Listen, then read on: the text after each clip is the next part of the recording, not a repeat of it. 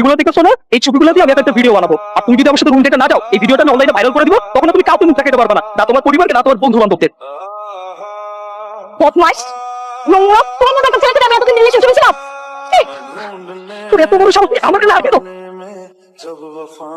তোর সাহস মাইয়া মানুষের লোকে মারামারি করতে দেয়? এই আর করা চাপ, করা চাপ। তুই একবার যেই কলার ধরি তার বাপে এটা ছাড়াইতে পারবে না, বুঝতে পারছো? কি করছে কি আছে আমার লাগে?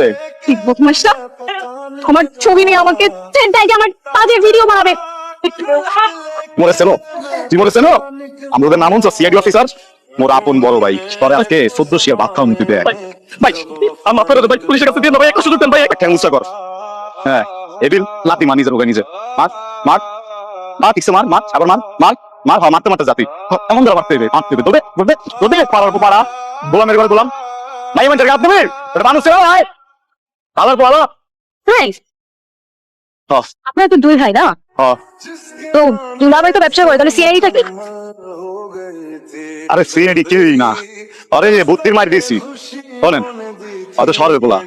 আর যে সিআইডি কথা না কইরাম তাহলে সাঙ্গ পাঙ্গ আইন না মোবাইল ধরতে, বুঝতে পারছেন?